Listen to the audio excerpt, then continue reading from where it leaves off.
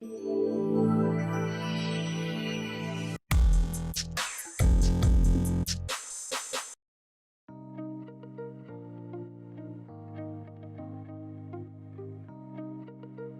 दोस्तों, नमस्कार। कैसे हैं आप सब? आप सभी का हार्दिक स्वागत है हमारे YouTube channel the venture network the Navneet Jhanwar talk show में। तो दोस्तों, आज हमारे पास बड़ी ही प्यारी सी शख्सियत आई है।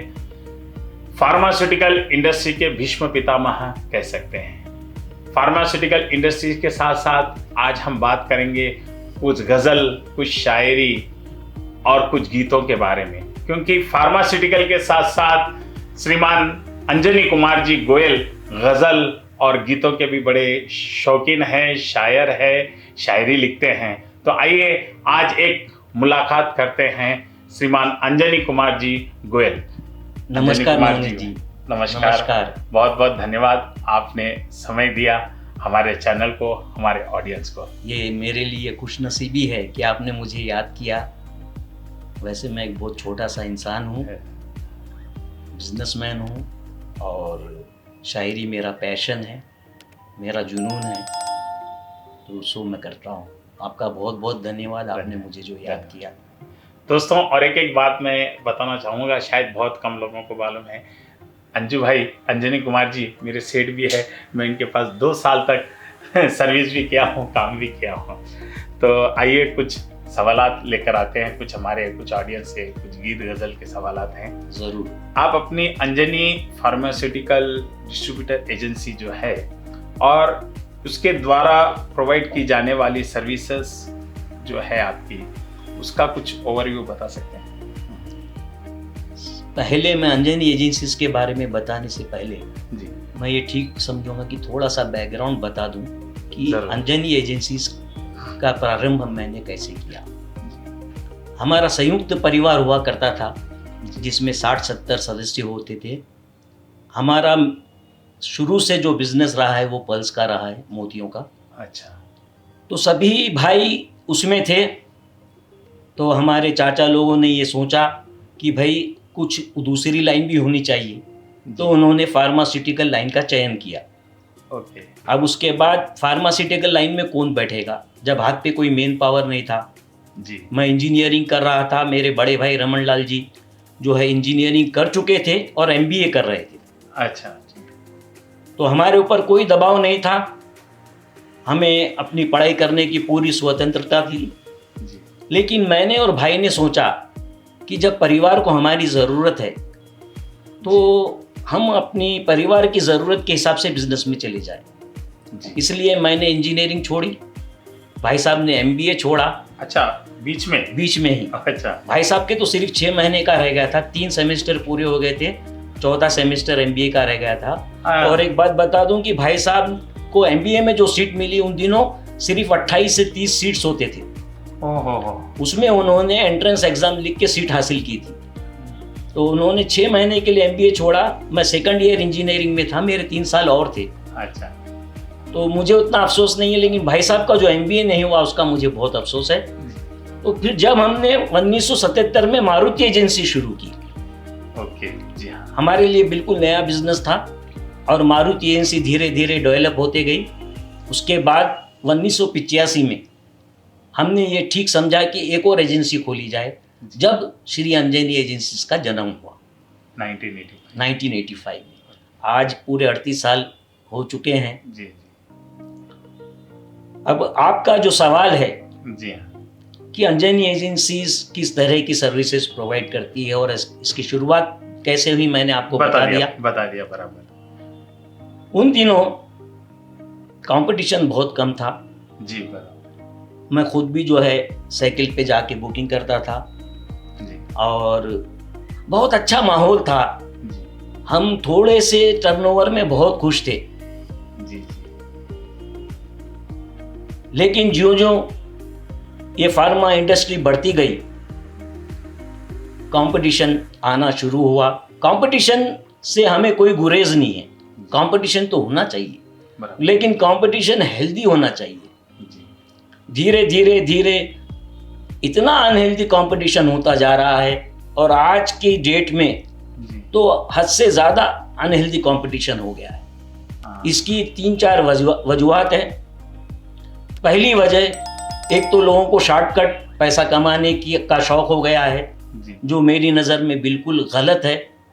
एथिक्स नहीं रहे हैं, एथिक्स के साथ समझौता किया जाता है। जी और फार्मा इंडस्ट्री, जिसके हम भी उपभोक्ता हैं, हम भी कंज्यूमर्स हैं, जी ऐसी इंडस्ट्री में भी लोग एथिक्स का पालन नहीं करते हैं और कुछ इधर उधर से दवाइयाँ मंगाते हैं जिनकी क्वालिटी भी का भी हम पूरी तरह से विश्वास नहीं कर नहीं सकते। कर सकते। और इस तरह की चीज़ें मार्केट में आना शुरू हो गई। लेकिन मुझे इस बात का संतोष है कि मैंने कभी भी अपने एथिक्स के साथ समझौता नहीं किया। भले ही कंपटीशन में मैं थोड़ा पीछे रह गया हूँगा, लेकिन इस तरह के कंपटीशन में मुझे उसका भागीदार नहीं बनना था। मैं आज भी अपने एथिक्स के हिसाब से ही काम करता हूँ और जो जितना भी करता हूँ उसमें बहुत खुश हूँ। अब जो सर्विसेज आपने जैसा कि पूछा कि क्या क्या सर्विसेज हम देते हैं, जी जी जी हमारा सबसे प्राइम ऑब्जेक्ट, सबसे प्राइम इम्पोर्टेंस हमारा रिटेल भाई है। जिसका ऑर्डर आता है तो हम जल्द से जल्द उसके पास पहुंचाने की कोशिश करते हैं जी। ताकि कंज्यूमर को भी दवा जल्दी से जल्दी मिल जाए। उसके अलावा हमने अभी रिटेल भी शुरू किया है, हम होम डिलीवरी भी कर रहे हैं और अच्छा जो मार्केट में डिस्काउंट चल रहा है वो डिस्काउंट के साथ होम डिलीवरी कर रहे हैं। ओके। भले ही हमें कुछ प्रॉफिट ना हो फिर भी हम ये काम कर रहे हैं ताकि मेरा ऐसा मानना है कि हेल्थ केयर सर्विस है, ये जी। बिजनेस नहीं है। जी। तो हम हेल्थ केयर में हैं और कंज्यूमर को जितना फ़ायदा पहुंच सके हम उसका हमेशा ध्यान रखते हैं। जी जी दोस्तों, एक बहुत अच्छी बात है कि होलसेल रहने के बाद में भी आज रिटेल में भी होम डिलीवरी बहुत अच्छी सर्विस दे रहे हैं आप सर। बहुत फार्मास्यूटिकल डिस्ट्रीब्यूशन एजेंसी के बिजनेस प्रोसेसेस में मेजर चैलेंजेस मतलब क्या होते हैं and how are they identify the result? जैसे मैंने आपको बताया कि मेजर चैलेंजेस ही है वो जो अनहेल्दी कंपटीशन शुरू हो गया है। जी जी जी और जो दवाइयाँ जिनका मानक, जिनकी क्वालिटी सही नहीं है, वैसी चीज़ें भी मार्केट में आ रही है जी। तो ये तो अनहेल्दी कंपटीशन है। लेकिन मेरा मानना है कि हमें अपने एथिक्स के साथ चलनी चाहिए। जी there is no shortcut to success. ये एक बहुत लंबा रास्ता है और ये रास्ते पे हमें बहुत धैर्य के साथ चलना चाहिए। लोग जो शॉर्टकट बेनिफिट्स के लिए जो काम कर रहे हैं अनएथिकल, वो एक दिन खुद ब खुद बंद हो जाएंगे। हमारी सरकार भी इसके लिए काफ़ी सीरियस है और मुझे उम्मीद है कि जो एथिकल बिजनेस कर रहे हैं उनके लिए आगे रास्ता सुगम होगा। जी जी। एक इस पे मेरे को एक बात याद है सर, मैं जब आपके पास सर्विस में था तो बहुत रहते थे, मतलब काम करना नहीं चाहते थे। मुझे बात आज भी वो बात याद है मेरे को आपकी। बोले एक था लड़के का नाम तो याद नहीं है मेरे को, वो बोल रहा था मुझे वो दुकान नहीं मालूम। तो आपने कहा था वो दुकान मालूम है? बोले हाँ वो दुकान मालूम है। तो वो दुकान पे जा, वो दुकान पे जाके वो दुकान कहाँ है वो दुकान वाले से पूछ और उसको जाके वो दुकान कहाँ है पूछ। वो मेरे को बात आज भी आपकी याद है एकदम बिल्कुल। बहुत अच्छी। आपके अनुभव से सेल्स के लिए एक अच्छा प्रोडक्ट होना आवश्यक है या good presentation skill is more important? देखिए, आपका सवाल ऐसा है कि ये दोनों एक दूसरे के पूरक हैं जी। एक के बिना दूसरा अधूरा है। अगर मेरे पास एक अच्छा प्रोडक्ट है और मैं उसकी सही मार्केटिंग नहीं कर सक रहा हूँ तो वो प्रोडक्ट लोगों तक कैसे पहुँचेगा? तो प्रोडक्ट का अच्छा रहना भी ज़रूरी है और उसकी मार्केटिंग भी अच्छे ढंग से हो, ये बात भी ज़रूरी है। जी। दोनों चीज़ ज़रूरी। बराबर। आजकल जो देखे जा रहा है जेनेरिक मेडिसिन जो आ गई है, अभी ये जेनेरिक मेडिसिन और एलोपैथिक में क्या डिफरेंसेस है? मतलब जनरली जैसा देख रहे हैं हम 80% 90% डिस्काउंट में भी लोग दे रहे हैं। तो मतलब क्या वो एलोपैथी से सेम फार्मूला रहता है या क्या कुछ फार्मूला चेंज है? मतलब इतना क्या डिफरेंस कैसा है जेनरिक और एलोपैथिक? सबसे पहली बात तो एक मैं बता दूं कि एलोपैथिक मेडिसिन ही जेनरिक में आ रहे हैं। अच्छा, ओके। जो जेनरिक मेडिसिन हम कहते हैं वो एलोपैथिक मेडिसिन ही है। फिर इतना पैसा? जेनरिक का मतलब ये है कि जो केमिकल होता है जी जी। उसके नाम से वो दवा निकाली जाती है, अच्छा। तो जिसमें एक्साइज ड्यूटी की छूट होती है Generic- गवर्नमेंट की तरफ से। ओके। अगर वो केमिकल जैसे पैरासीटामॉल है, जी ये जेनरिक नेम है उसका। जी पैरासीटामॉल के ब्रांड नेम्स है जैसे क्रोसिन है, जी कैल्पॉल है, जी। डोलो है, जी ये इसके ब्रांड नेम है। अब जैसे मैं पैरासीटामॉल का केमिकल लेके मैं मैन्युफैक्चरिंग करवाऊं, जी मैं उसे अपना एक नाम दूं, जी। जैसा XYZ मैंने कुछ भी नाम दिया जी, बराबर। और मैं उसकी मार्केटिंग करूं, जी। तो वो कहलाएगी जेनरिक नहीं कहलाएगी। अच्छा। जेनरिक में मार्केटिंग वगैरह कुछ करने की जरूरत नहीं है। ओके। जेनरिक का कॉस्ट बहुत कम होता है, अच्छा। क्योंकि कंपनी को मार्केटिंग के एक्सपेंसेस नहीं लगते हैं। जैसे एक टैबलेट बनती है, एक टैबलेट का कॉस्ट अगर 2 रुपए है, जी ब्रांड नेम में हमारे पास आए तक वो कम से कम 20-22 रुपए हो जाती है, इतना? 2 रुपए की। 2 रुपए? इतना मार्केटिंग, इतना ब्रांडिंग का खर्चा? क्योंकि मार्केटिंग का खर्चा बहुत है। मार्केटिंग का जैसे 2 रुपए टैबलेट का कॉस्ट है, हाँ। तो उसका 4 गुना तो हम मार्केटिंग का पकड़ के चलना पड़ता है। अच्छा। 10 रुपए हमारा कॉस्ट हो गया, उसके बाद होलसेलर का मार्जिन, हाँ। रिटेलर का मार्जिन, हाँ। तो कंज्यूमर तक पहुंचते पहुंचते उसका रेट जो है 20-22 रुपए हो जाता है। जी अब जेनरिक में क्या होता है, ये 2 रुपए की दवा है, जी हाँ। इसमें सिर्फ होलसेलर और रिटेलर का मार्जिन है, मार्केटिंग एक्सपेंसेस नहीं है। जी अब उसके जो पैकिंग एक्सपेंसेस है वो सब मिला के 4 रुपए 5 रुपए तक हो जाती है। जी हाँ। तो कॉस्ट जो होलसेलर के पास जाता है हम्म। वो 5 रुपए में जाता है और उसका MRP होता है 30 रुपए। जी तो देखिए, अब 5 रुपए कॉस्ट है मेरा जी और MRP है 30 रुपए।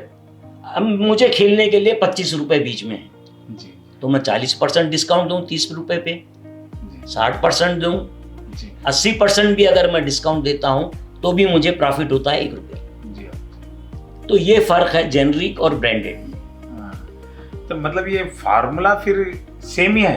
फार्मूले में कोई केमिकल सेम है, केमिकल सेम है, सिर्फ आपको कंपनी देखनी चाहिए कि कंपनी। कौन सी कंपनी का है, अच्छा। कंपनी स्टैंडर्ड है या नहीं, अच्छा। वो कहाँ मैन्युफैक्चर हो रहा है, WHO GMP जी प्रैक्टिस वहाँ लागू है या नहीं है। जी WHO बहुत ज़रूरी है। WHO अलाउ किया नहीं किया? जी, WHO का उसमें सर्टिफाइड होना पड़ता है। जी हाँ। और गुड मैन्युफैक्चरिंग प्रैक्टिस की जितनी मानक है उनके मापदंड पे वो सही उतरती है या नहीं, ये चीज़ हमें देखना पड़ता है, जो आम कंज्यूमर के लिए थोड़ी सी मुश्किल है। जी दोस्तों, जो भी अगर जेनरिक लेते हैं, जैसा सर ने बताया, WHO वर्ल्ड हेल्थ ऑर्गेनाइजेशन जो है वो देखकर, सर्टिफाइड जो है वो देखकर ही आप जेनरिक मेडिसिन इस्तेमाल कीजिएगा। जी हाँ, धन्यवाद सर। आज का ये जो बिजनेस है या स्टार्टअप कल्चर है, इसको लेकर आप क्या कहना चाहेंगे? देखिए, स्टार्टअप का कॉन्सेप्ट अभी नया नया है, मोदी जी ने इंट्रोड्यूस किया है और जो रिपोर्ट्स मिल रही है उसके हिसाब से काफ़ी उत्साहवर्धक है। आगे मैं समझता हूं कि बेरोजगारी को कम करने में स्टार्टअप्स का बहुत बड़ा रोल रहेगा, तो ये बहुत अच्छी चीज़ है, होनी भी चाहिए और मैं इसका समर्थन करता हूं। जी। आपका बिजनेस के साथ साथ अभी आपके शायरी पोएट्री में आते हैं।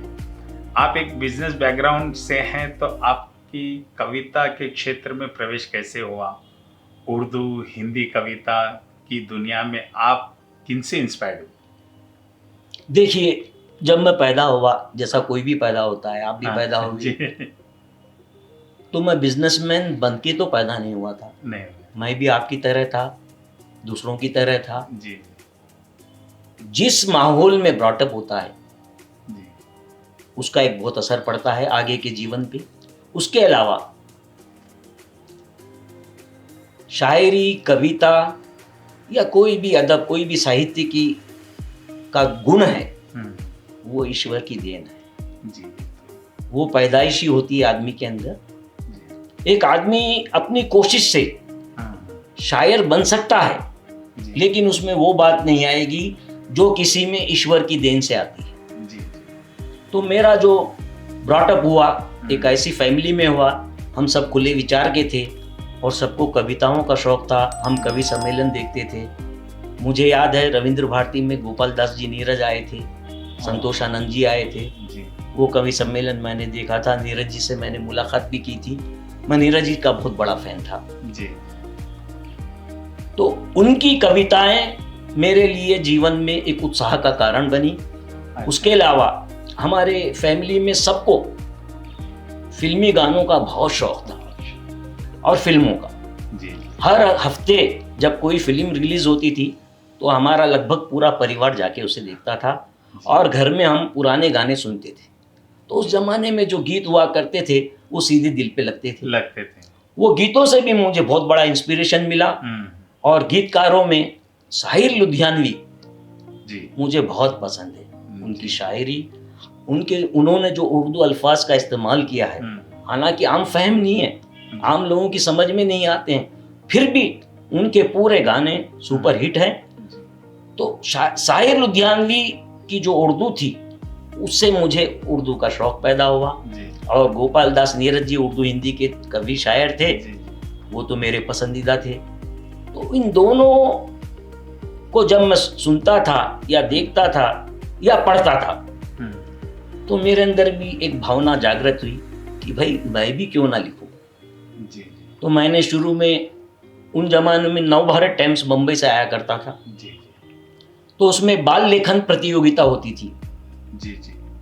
उसमें आप अपनी रचना, कोई निबंध, कोई कविता, तो उसमें मैंने भी भिजाई थी। बाल लेखन में एक कविता भिजाई थी जिसका टाइटल मुझे आज तक याद है, करता जा तू परोपकार। वो मैंने भिजाई थी तो उस पर मुझे पहला पुरस्कार मिला था। उससे मुझे लिखने की और चाहत हुई, प्रोत्साहन मिला और आगे मैंने धीरे धीरे लिखना शुरू किया।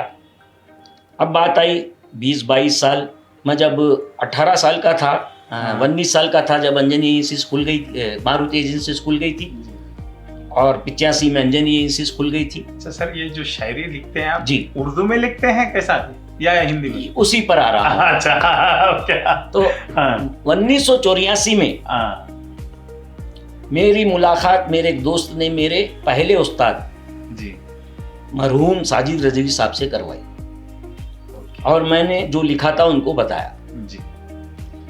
तो उन्होंने सुना, सुन के कहा बेटे बहुत अच्छा है, तुम्हारे अंदर वो जीन्स है कि तुम एक शायर बन सकते हो, अच्छे शायर बन सकते हो, लेकिन अगर तुम उर्दू में शायरी करना चाह रहे हो तो तुम्हें उर्दू रस्मुल ख़त से वाकिफ़ होना ज़रूरी है, उर्दू स्क्रिप्ट से। जी। तो मैंने कहा ज़रूर सर, मैं सीखने को तैयार हूँ। तो उन्होंने मुझे उर्दू सिखाई, स्क्रिप्ट लिखना और पढ़ना। अच्छा। उसकी वजह से मैं आग उर्दू में लिखना शुरू करा और 84 में मैंने जो उर्दू में लिखने की शुरुआत की, 86 में मेरी पहली किताब कासाए नज़र रविंद्र भारती में रिलीज हुई। तो ये शुरुआती दौर था मेरी शायरी का। उसके बाद 93 में गज़लें गोयल की रिलीज हुई, दूसरी किताब। उसके बाद जैसे कि हर व्यक्ति के जीवन में होता है, कुछ ना कुछ मजबूरियाँ, कुछ परेशानियाँ आती हैं, मेरे जीवन में भी आई और लगभग 20 साल तक मैं शायरी से दूर रहा। मैं शायरी करता था, लिखता था, लेकिन मुशायरों में जाना बंद हो गया और कहीं आना जाना बंद हो गया। मैंने 20 साल तक बस लिखी शायरी। उसके बाद 2013 से जब मुझे ऐसा लगा कि अब बिज़नेस में मेरा इन्वॉल्वमेंट की उतनी ज़रूरत नहीं है, क्योंकि मेरे 2 बेटे अच्छा बिज़नेस सीख गए थे, वो भी स्कूल के ज़माने से आके बैठ के बिल्स वगैरह बनाते थे, तो मैंने वो जिम्मेदारी उन पे दे दी। अब मैं सेमी रिटायर्ड लाइफ गुजार रहा हूँ, 2-4 घंटे जाता हूँ, फाइनेंशियल्स देखता हूँ और अपने शौक को पूरा करता हूँ। सब एक और एक बात है, जैसा शायरी है तो ये जो आपकी शायरी जो आप करते हैं, जैसे साहिर लुधियानवी जी की शायरी बताया आपने, और आजकल की जो शायरी आ रही है उसके बारे में थोड़ा बताइए, क्योंकि आज भी हम पुराने गाने सुनते हैं तो आज भी ऐसा लगता है कि अरे क्या शायरी, आज भी सुनने का इच्छा है। और आज की शायरी देखे तो जैसा पिक्चर 1 हफ्ते में चले जाती है, गाना भी 2 हफ्ते 3 हफ्ते में चले जाता है। तो उसके बारे में जी, आज जो हो रही है उसे हाँ। शायरी कहना मैं समझता हूँ ठीक नहीं होगा। अच्छा कविता या शायरी नहीं हो रही है। जी आजकल कविता के नाम पर क्या क्या हो रहा है उसका एक्सप्लेनेशन बहुत मुश्किल है, अच्छा लेकिन क्या करें, लोगों को वो पसंद आ रहा है। हाँ अब आप YouTube पे देखिए 10-10 मिलियन व्यूज कैसे कैसे गानों के। कुछ ऐसे सिंगर्स भी आए हैं जिनकी ना आवाज़ में सुरीलापन है ना कुछ है, लेकिन वो कुछ भी बोलते जाते हैं, बस वो रैप जो कहते हैं वो चल रहा है आजकल। आजकल कविता और शायरी नहीं हो रही, नहीं हो रही। सिर्फ कविता और शायरी कवियों और शायरों तक महदूद रह गई है। आज भी होते हैं, कवि सम्मेलन होते हैं, मुशायरे होते हैं, जी मैं उनमें जाता हूँ, उनमें अच्छा। अच्छे शेर सुनने को मिलते हैं, अच्छी कविता होती है। लेकिन जहाँ तक बॉलीवुड का सवाल है, जी जी फिल्म लाइन का सवाल है, वहाँ शायरी और कविता का कोई स्थान नहीं है आज जी हाँ सर, कुछ आपकी जो पसंदीदा, आपके जो दिल के करीब है, कुछ जो भी आप गजल गीत 1-4 लाइन बताइए। जी। हाँ सबसे पहले तो हमारा चंद्रायन अभी जो हुआ है। चंद्रमा की सतह पर उतरा है, जी जी हम सब भारतीयों के लिए गौरव की गौरव बात की है। बात है, बिल्कुल। तो मैं अपने तिरंगे के लिए एक 4 पंक्तियां आपको सुनाना जी, चाहूंगा। बिल्कुल। हर एक अहले वतन की शान है ये, हर एक अहले वतन की शान है ये, हमारे मुल्क की पहचान है ये। सदा ऊंचा रहे गोयल तिरंगा, क्या बात, हमारा मान और सम्मान है ये। क्या तो सभी वैज्ञानिकों को मैं हार्दिक बधाई देते हुए मैंने ये 4 पंक्तियां उनको समर्पित की हैं। जी रही बात गजल की, तो एक एक 2-2 शेर मैं आपको सुनाता हूँ। जी, एक आशय। आज के माहौल पे हर एक रिश्ता जुबानी हो गया है, क्या बात है, हर एक रिश्ता जुबानी हो गया। हर एक रिश्ता जुबानी हो गया है, लहू इंसान का पानी हो गया। पानी हो गया, क्या तो ये आज की सच्चाई है। जी आज जी, रिश्ते नाते इनकी अहमियत कम होते जा रही है, ये हमारा दुर्भाग्य है। आज का कल्चर ऐसा हो गया है।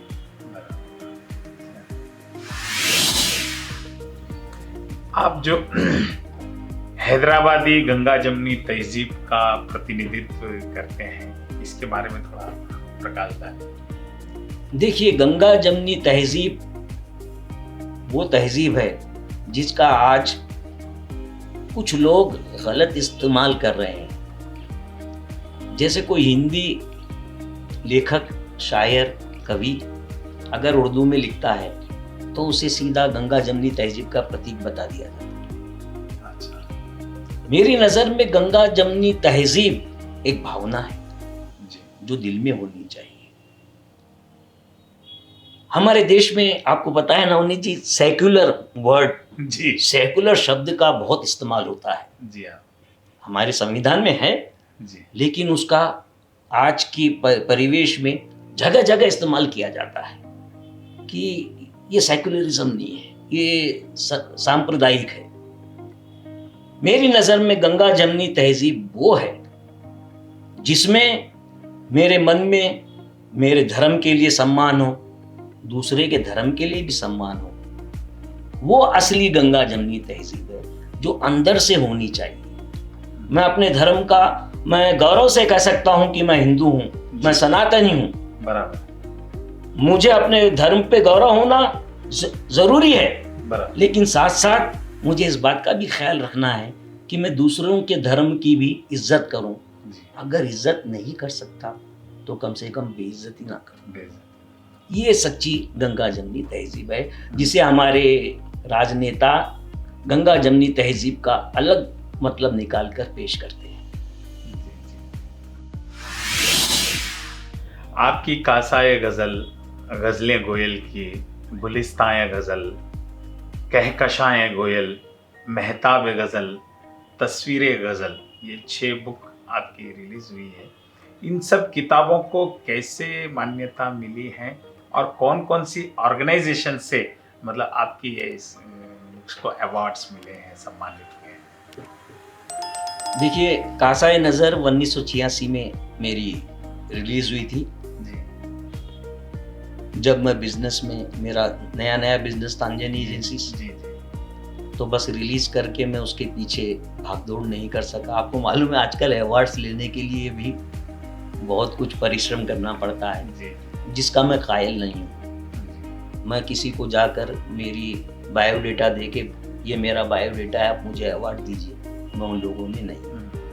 86 के बाद मेरी दूसरी किताब 1989 में छप गई थी, अच्छा लेकिन कुछ व्यापारिक मजबूरियों के चलते उसे मैंने 1993 में रिलीज़ किया था।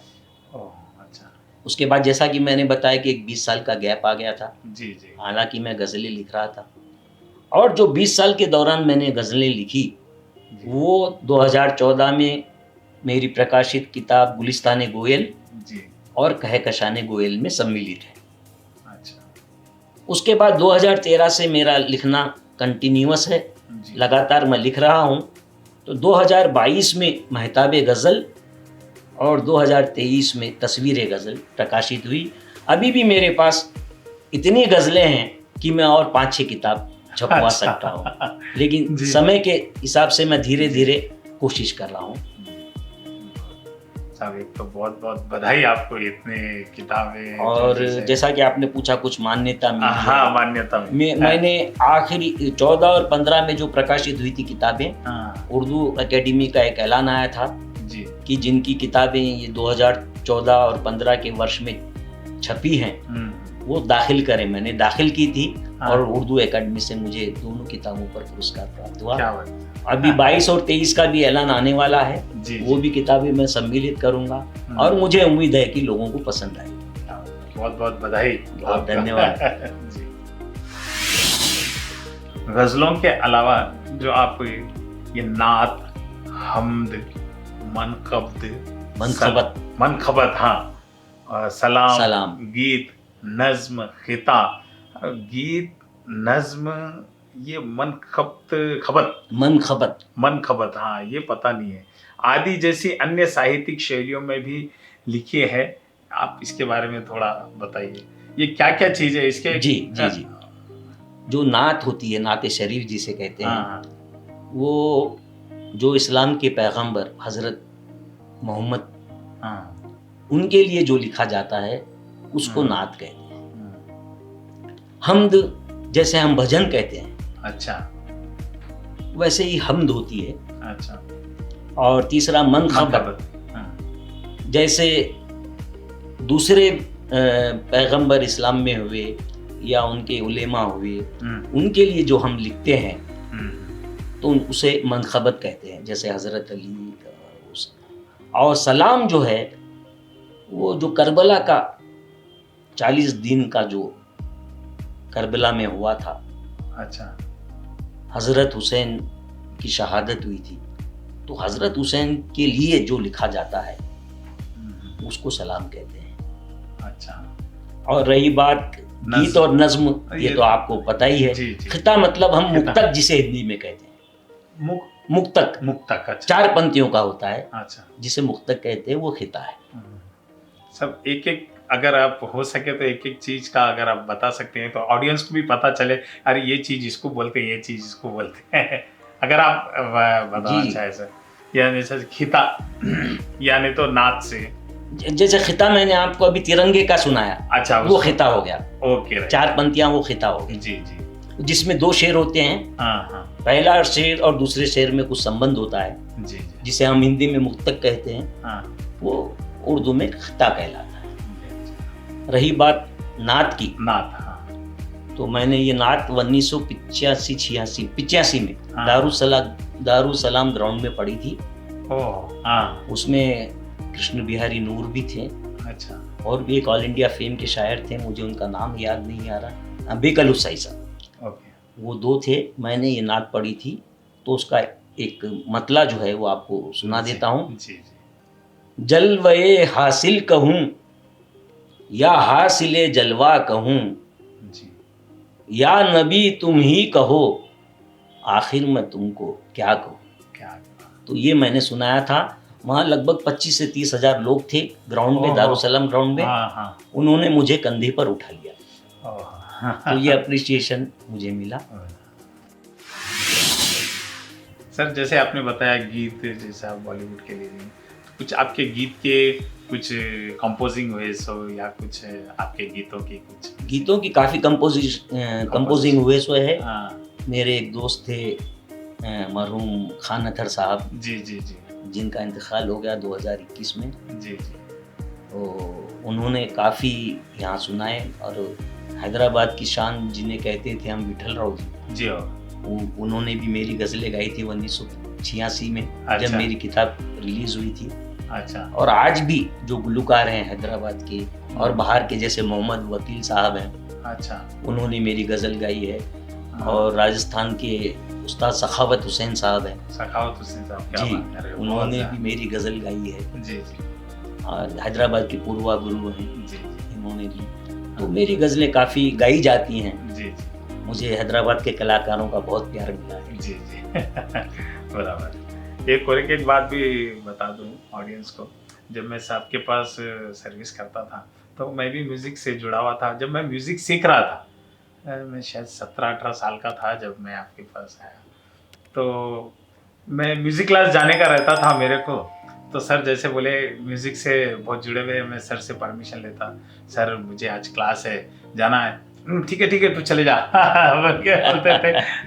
तो आप जो कलाकार, मतलब जैसा बोले आप, जैसा मेरे को याद है बचपन में जी आप मेरे म्यूजिक क्लास के लिए छोड़ दिया करते थे मेरे को, पहले बिफोर छोड़ दिया करते थे। नवनीत जी, आपको एक और बात याद दिलाना चाहूँगा। जी जी ये 1990-92 की बात है, मैं समझता जी हूँ। जी हाँ मैं हारमोनियम सीख रहा था घर में। अच्छा हाँ तो मैंने वो हारमोनियम के साथ कुछ गीत गाना था, तो मुझे तबलिस्ट की ज़रूरत थी। तो मैंने आपसे रिक्वेस्ट किया था, जी जी आप आए थे, एक वो संडे का दिन था, घर पे आया मेरे था। पुराने घर पे याद है आए थे, और मैंने गीत गाया था, तो आपने तबला तबले पे संगत की। याद है ये आपको याद है? याद है सर, आप याद रखे, बहुत बड़ी बात है। बिल्कुल बिल्कुल जी। सही। जी हाँ, आप अपनी कविता की शैली को डिस्क्राइब कीजिए, और आप अपनी कविता के माध्यम से क्या संदेश पहुंचाना चाहते हैं। देखिए, मैं मूल रूप से गज़ल का शायर हूँ। ओके ये जो उर्दू अदब में गज़ल एक ऐसी सिन्फ है उसकी, जो मुझे बहुत प्यारी है। वो इसलिए प्यारी है कि सिर्फ 2 मिसरों में, सिर्फ 2 पंक्तियों में जी पूरा मतलब आ जाता है। जी और गज़ल का हर शेर अलग अलग संदेश दे सकता है। ये ज़रूरी नहीं है कि गज़ल एक ही मौजू पे हो, एक ही विषय पे हो। गज़ल का हर शेर दूसरे शेर से अलग होता है, और वो 2 पंक्तियाँ पूरा उसका मायने प्रदर्शित कर देती है। तो इसलिए मुझे गज़ल बहुत पसंद है। और मैंने अपनी रिवायत का अपनी लेखन में हमेशा ध्यान रखा है। मैं रिवायत से हटकर कुछ भी नहीं करता। गज़ल बहर में होनी चाहिए। इसलिए मेरे जो अब उस्ताद हैं डॉक्टर फारूक शकील साहब, उनसे मैंने उर्दू की बहरें भी सीखी। अच्छा और ईश्वर की कृपा से बहरों में भी कुछ अब मुझे समझ में आ रही है, तो मैं बहरों में लिखता हूँ। अच्छा आजकल बेबहर शायरी होती है जो गज़ल में अलाउड नहीं। आप आज़ाद नज़्म लिख सकते हैं, अच्छा आप हिंदी में लिख सकते हैं, हिंदी के छंद होते हैं, उसकी भी जानकारी होनी चाहिए जी बात हिंदी में लिखने वाले को। मेरी छंद में कुछ भी जानकारी नहीं है। जी जी मैं सिर्फ पढ़ा हूँ, दिनकर जी को, निराला जी को पढ़ता हूँ, लेकिन छंद के बारे में मुझे जानकारी नहीं है। हाँ, गज़ल में जो बहरें इस्तेमाल में होती हैं, वो बहरों में मैं गज़ल लिखने के बाद मैं ये यकीन से कह सकता हूँ कि ये गज़ल इस बहर में है, इसके अफ़ाइल ये हैं। तो गज़ल का बहर में होना बहुत ज़रूरी है। और हिंदी में जो गज़ल लिख रहे हैं उनसे भी मैं विनती करता हूँ कि जब आप गज़ल शब्द का इस्तेमाल करते हैं तो वो चाहे उर्दू की गज़ल हो या हिंदी की गज़ल हो, बहरों का ध्यान हमेशा रहे। जी जी सब आप बहुत से ऑर्गेनाइजेशन से, सोशल ऑर्गेनाइजेशन से जुड़े हुए हैं, एसोसिएटेड हैं, तो कुछ बताएंगे कौन सी जी। ऑर्गेनाइजेशन से आप जी। जुड़े हुए हैं? जी बिल्कुल। जी मुझे स्कूल के ज़माने से ही आप कहिए कि एक्स्ट्रा करिकुलर एक्टिविटीज़ में काफ़ी शौक़ था। जी तो मैंने स्कूल में मंत्री पद, जब स्टूडेंट यूनियन के इलेक्शंस होते थे तो मंत्री भी बना। उसके बाद इंटरमीडिएट में भी मैं इलेक्शन में खड़ा हुआ था, लेकिन उस साल इलेक्शन नहीं हुए।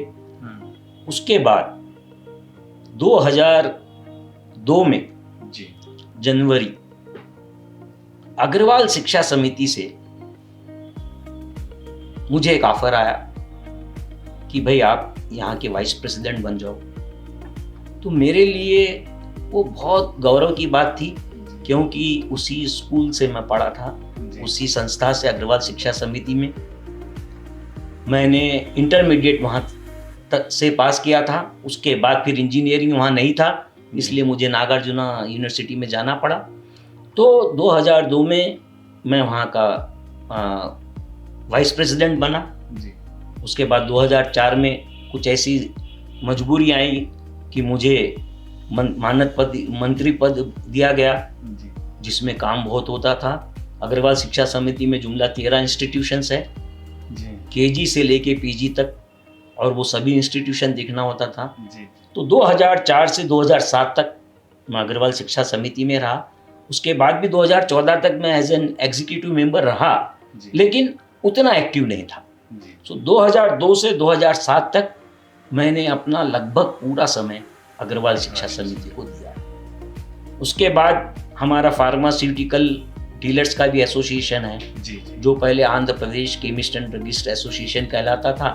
अब स्टेट के विभाजन के बाद Telangana chamber of chemist and druggist हो गया। आज मैं उसमें मानद मंत्री हूँ। तो आज वो भी कार्य कर रहा हूँ। इसके अलावा हमारे अग्रवाल समाज की एक पत्रिका निकलती है, अग्र मंजूषा। उसका भी मैं संपादक रह चुका हूँ लगभग 2 साल तक। जहाँ जहाँ भी मौका मिलता है मैं ज़रूर समाज के लिए कुछ करने की इच्छा रखता हूँ। सब बहुत सारी बातें हुई। आप अपनी जर्नी से टॉप 3 मैसेज, टॉप 3 लेसन्स अगर हमारे ऑडियंस को देना चाहे तो क्या देना चाहेंगे? मैं उतना बड़ा तो नहीं हूँ कि मैं किसी को लेसन दूँ या कुछ समझाऊँ, लेकिन एक बात ये ज़रूर कहूँगा कि there is no shortcut to success, there is no substitute for hard work. ये 2 चीज़ें हमेशा ध्यान में रखें। हार्ड वर्क कीजिए, आपका परिश्रम कभी भी व्यर्थ नहीं जाएगा। शॉर्टकट मेजर्स मत इस्तेमाल कीजिए, हमेशा एथिकल प्रैक्टिस कीजिए, आपको लॉन्ग टर्म में जाके उसका ज़रूर बेनिफिट मिलेगा। जी। तो दोस्तों, आज बिजनेसमैन के साथ साथ एक शायर के साथ भी हमने मुलाकात की है। बहुत आया मज़ा और बहुत कुछ नया सीखने को मिला। शायरी में मन खबत, हाँ, ये मुझे, हालांकि मैं भी म्यूज़िक फील्ड से इतने साल से हूँ, लेकिन मुझे ये शब्द नहीं मालूम थे। तो दोस्तों, बहुत अच्छी बातचीत हुई है, बहुत अच्छे इंसाइट्स सर की तरफ से मिले हैं। तो आपसे निवेदन करूँगा कि जितने शायर हैं, जितने बिजनेसमैन हैं, फार्मास्यूटिकल है, इस वीडियो को ज़्यादा से ज़्यादा लोग तक पहुंचाएं और ज़्यादा से ज़्यादा लोगों को इस शायरी के बारे में, इस वर्ड के बारे में, इस शब्द के बारे में मालूम पड़े। और चैनल को सब्सक्राइब कीजिए, वीडियो को लाइक कीजिए और ज़्यादा से ज़्यादा शेयर कीजिए। सब बहुत बहुत धन्यवाद आपका, जो आपने यहाँ पर समय दिया।